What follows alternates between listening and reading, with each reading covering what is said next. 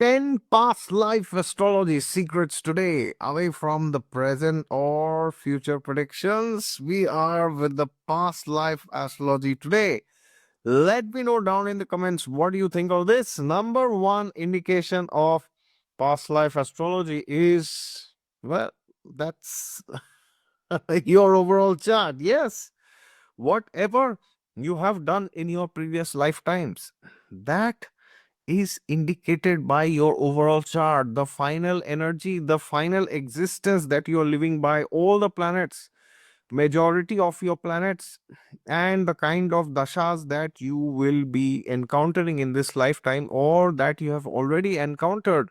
They are the best indicators of your previous lifetimes karmas. These are karmas which you have to experience in this lifetime, and you need to get the results, either good or bad. So, at the end, the only way you can know your karma of your previous lifetimes is not by seeing one planet, not by going through these 10 factors or the remaining 9 factors, not by seeing your Saturn, not by seeing Rahu, not by seeing Sun, Moon, Mars, but by seeing the overall chart, the D1, the Bhavachali chart, the D9, the D10, the Nakshatras, the Ashtak Varga, and everything else.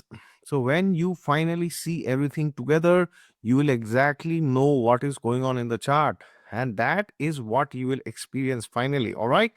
And within the chart, of course, Sun, Moon, and the Lagna Lord, these four planets, these four parameters, actually, sorry, not planets, these four parameters will actually tell you what were your primary desires. So, for example, Sun, Moon, Lagna, planet in the Lagna, or you could take or and planet in the Lagna and the Lagna Lord itself. So, these four elements will tell you what were you thinking at the end of your life, not just at the last moment, but in general, what kind of desires, wishes have you cultivated. Okay, so therefore it's very important that you see the overall chart, and especially these four parameters. Without that, you will never come to know what you did in your past lifetime. Okay, now many times people will ask, oh well, why should we know about the past lifetime? What's the use? Why not work on this lifetime? Exactly, that is also what I say. But you need to know certain specific areas so that you can improve them, because these are areas which can be a bit challenging. So it helps to know them a bit in advance. All right, but we should not morbidly focus on, oh, past lifetime I did this, past lifetime I did that, because we can't change that. Okay, most important is you take the lessons in this lifetime and you move ahead. That's recommended. Number two, wherever your Saturn is in the horoscope, wherever your Saturn is, it is very likely that you have neglected that area of life or the Karakatva of that particular house, or generally the significations related to that house. Primarily house, not sign. For example, if your Saturn is in the seventh house in this lifetime, many times we see that in this lifetime, the people, they somewhat get neglected by their spouse. Why do we see that? Because it is very likely that they themselves have neglected their spouse in their previous lifetimes. So now what is happening? They will get married to somebody who will also come and neglect them. Now, why that is happening is because they have to feel the pain of neglect so that they don't do it to others again. Because our mind is a notorious animal. And as in Hindi, there's this old saying, right? Lato ke bhoot baaton se nahi mante. So the planets exactly do to us what we do to others. Okay. So therefore, the house where Saturn is in your Bhavchalit chart, BCC, that is the place where you may face neglect. But suppose you are facing neglect, what should you do? You should do your duty. So suppose your Saturn is in the 10th house, for example, and nobody respects you at your job, and you don't get recognition. You try, but things don't work. You should still keep doing it. Now, I'm not saying that you should stay in a place where people are disrespecting you, abusing you. No, I'm not saying that. But in general, You need to understand wherever Saturn is, you may not get praise, appreciation, admiration, love, recognition. All these things might be difficult because Saturn is darkness. Okay, it's like that area is dark. No matter how much ever you focus, that area does not give results. Okay, or results will come, but it will come slow, depending on how Saturn is, of course. Okay, so it's not a blanket statement that, oh, Saturn is in the 10th, you'll never rise in career. You may rise, but it will come through hardships. Okay, like you may work in a startup, there could be like longer working hours, the ambience may not be good. So these are things which could manifest. Okay, so the results will come depending on the houses and the sign, but the struggles are generally more with Saturn. That's a fact of life and a fact of astrology. Number 3, the 4th house in your chart will tell you what is your tolerance to pain. How much pain? Where did you tolerate pain? How much could you tolerate in your previous lifetimes? Could you tolerate, or did it spill out? Like Lord Shiva, Bhagwan Shankar, he took the halahal and he kept it here. Oops, here. And nothing happened. Nothing happened. He became Nilkant. So therefore, to what extent are you like Shiva? That will be seen, or that has to be seen from the 4th house. Otherwise, see, if the 4th house is good, it means you have the power to digest a lot of pain, and you have digested a lot of pain in your previous lifetimes. Now, this does not mean that if you have a strong 4th house, you will have to digest, or you will have a lot of pain which you will have to digest. But in general, your capacity to digest pain is very high. 4th house is how you absorb things. So if the 4th house is good, it shows you have significantly worked in that area of life. Okay, now what that is, that will depend on your chart, of course, that we can't say in general. Number 4, wherever Rahu sits in your chart, there could be duplicity. It could be either ways. Either you are duplicitous or you experience duplicity. Now see, both seem like opposite, but actually they are the same. You know how? So suppose Rahu is in the 7th, you cheat on your spouse, or your spouse cheats on you. Actually, if you cheat on your spouse, why you are cheating? Because you have cheated on your spouse in your previous lifetimes also. So now what is happening in this lifetime? Somehow, instead of getting a spouse that cheats on you, you have continued that behavior. But then in some previous next lifetime, successive lifetime, you will get a spouse who might cheat on you. So now you get the karma with compound interest. So that's how karma works basically. It gives you chances, and then that's it. Oh, you don't listen? Okay, next lifetime. Bye. You're fired. You're fired by your boss or by your spouse, right? So either ways, it is imperative that you understand, if Rahu is in a particular house, try to get rid of duplicity, because you may have duplicity there. And if you have duplicity, you will perpetually create further negative karma, and that will be like poison, and that will destroy you. It may destroy you in this lifetime or in the next, or both. As Lord Krishna says in the Gita, right? Nasa siddhim avapnoti na sukham na param gatim yah shastra vidhi musrigya vartate kama karataha. Nasa siddhim avapnoti na sukham na param gati. So in short, Krishna means that one who does not follow the scriptural injunctions, there's no hope. They don't get happiness in this life or in the next.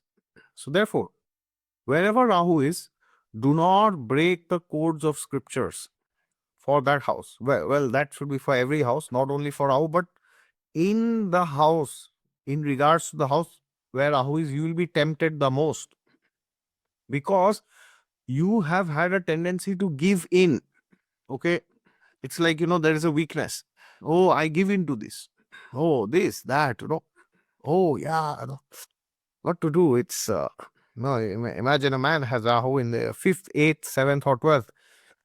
No, 5, 7, 8, 12. Oh, yeah, how can I resist women? It's very difficult. The same for women, oh, how can I resist a man? It's very difficult, right? So, therefore, please make sure you have the right boundaries. So, if you have Rahu in 5th, 7th, 8th, or 12th, these are houses of sexuality, love, romance, bed pleasures. Therefore, please understand, if you have Rahu in either one of these 4 places, limit your interactions with the opposite sex. Either you are married or not. Especially if you are married, you need to do that. It is a precarious situation. Okay. Now, this does not mean you will have an affair or you will be cheated always. But whatever happens to you, that is beyond your control. But you can control what you do. You can control your action. That's very important. Okay. So try your best to do your duty, and the rest is up to your karma, of course. Number 5, wherever your 6th lord is sitting or whichever planet is in the 6th house, it is very likely that you have bullied that person. Why? See what happens. Now you may think, okay, I bullied something. So what? I bullied somebody. So what? Now what will happen? In this lifetime, that person might bully you. So suppose you have Mercury in the 6th. So Mercury in the 6th I'm saying it. I'm not saying it will, or it certainly does. It can mean that people are very much jealous of you. People are always commenting on you. People are always trying to pull you down. Your relatives, your friends, your colleagues, they are like, snakes. Okay. It can mean that. Now, but the thing is, why are they doing it to you only? Why are they gossiping about you? Why are they, enjoying your weaknesses? Why? 6th house is weakness, right? Because you have enjoyed the same in your previous lifetimes. So now what happens is, see, when you bully somebody, you get a sadistic pleasure. Ah, you bloody idiot. You are below me. Who are you? I'll finish you, you bloody loser, you bloody idiot. You are nobody in front of me. So the ego gets a very tamasic pleasure of thinking itself to be superior than others, which is an illusion actually, but you may think like that. So now what happens? The same thing is being experienced by others, right? So that's what happens. So if you have a planet in the 6th, do not bully more. Just stop it. If you have Mercury, don't bully others. Colleagues and all this. Number 7, if your D1 and D9 are very different means if your D1 is very good, D9 is terrible, then it shows you have lived incredibly fake lifetimes, fake lives actually, in your previous lifetimes. Because the D1 shows how you are externally and the D9 shows how you are internally. So if the D1 is exceptionally good, it means you are exceptionally very flamboyant, very smart, you are this, you are that. But the D9 is not very good. So it means you are not confident. So you are faking it outside. You are headless, but you are showing you have a very good direction in life. You don't know what to do in life, but you pretend as if you know everything. You're better than everybody else. So it means you are fake. And that is exactly how you have been in the previous lifetimes. Very simple. Or it could be the other way around. D9 is very good, which means internally you are a very good person. But the D1 is not good. So then that means in this lifetime, you will experience bad karma. Which means you will be good, you will be nice, you will try to do everything as per requirement, but others will not reciprocate. You will not get a chance to do good. People will blame you because the D1 shows external things, right? So if The D9 is great and the D1 is not very good. Then also it shows kind of to some extent that you have done a lot of sinful activities in some lifetime and that karma is now coming. Even though it is possible in the recent previous lifetimes, in the recent ones, you have tried to bring self control and you have tried to do good things. And that is why your D9 is good. Because internally now you have reformed yourself and you are a better person than before. But the previous lifetime's bad karma, that the results will come. That is why the problem is there in the liver. Okay. Number 7, whichever planet is in the eighth or wherever your eighth lord is sitting, you have given some emotional suffering to that person or to somebody in that area of life. Like, for example, eighth lord is in the 10th. You have given some emotional suffering, like you have tried to humiliate somebody. So now you face humiliation, right? Eighth house is humiliation. Eighth house shows things which you don't get. Basically, the eighth house shows things which you took credit for without actually working on. So in this lifetime, what happens? You don't get the credits. So if eighth lord is in the 10th or 10th lord is in the 8th or Surya is in the 8th, something like that,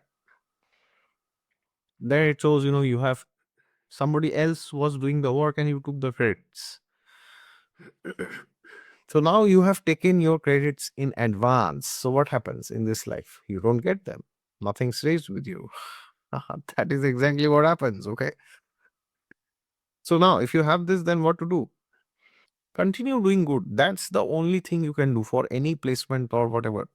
Do your best. Now, when I say continue to do good, I don't mean to say that you keep doing good even if other people are abusing you, they are exploiting you, they are torturing you. I don't mean to say that, but keep doing good in general. And if you feel that you are getting exploited, then speak up. Of course, nothing wrong in that. But make sure that you keep up your goodness. Okay, very very very important.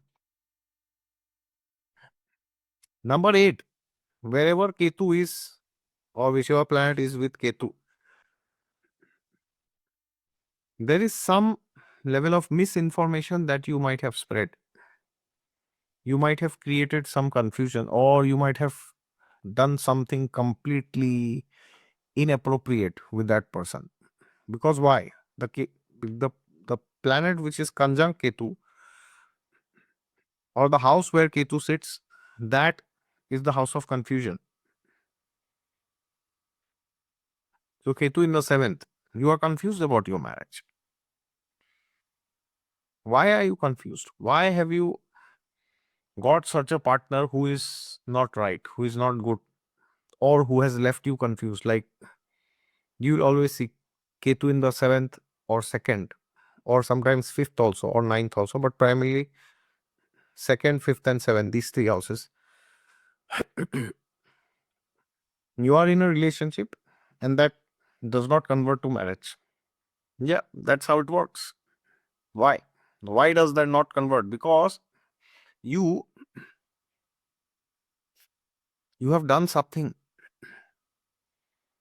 You have bereft somebody of some level of happiness. So now what is happening? That karma is coming back to you. So spreading fake news, distorting things, like Ketu is like, the higher version of Mars. So Ketu can sometimes show that you have completely killed that area of life. Kill that area of life means not for yourself, for somebody else. Like Ketu is in the 10th in your previous lifetimes. You have killed somebody's career. So now that karma comes back to you and you keep telling everybody, I don't know, I'm confused what to do in my career. I don't know basically. Nobody knows. No astrologer can help you.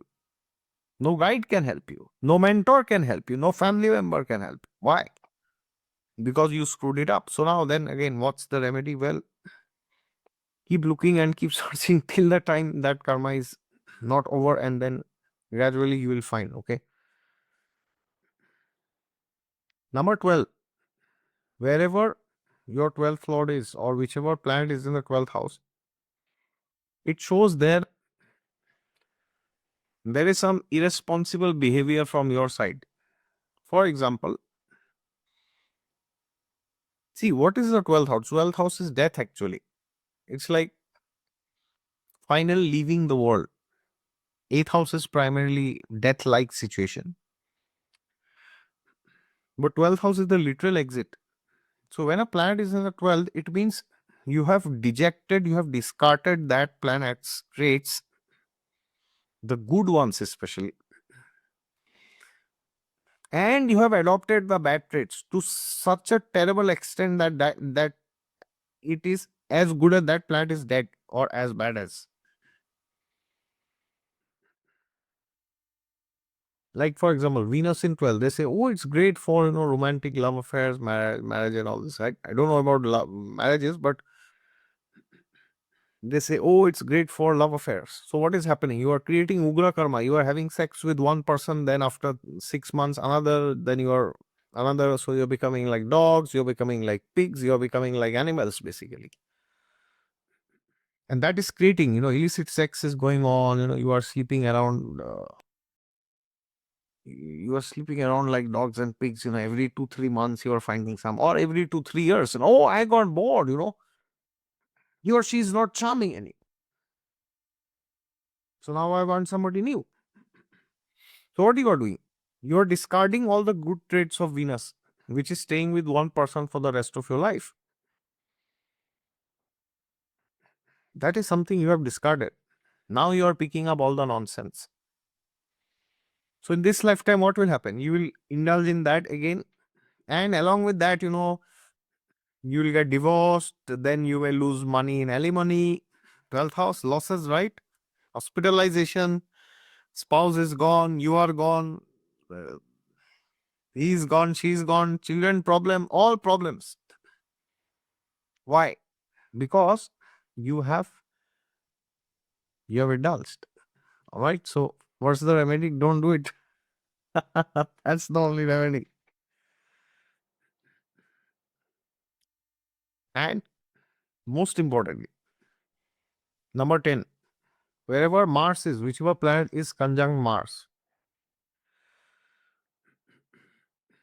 it shows that you might have punished people more than what they deserved.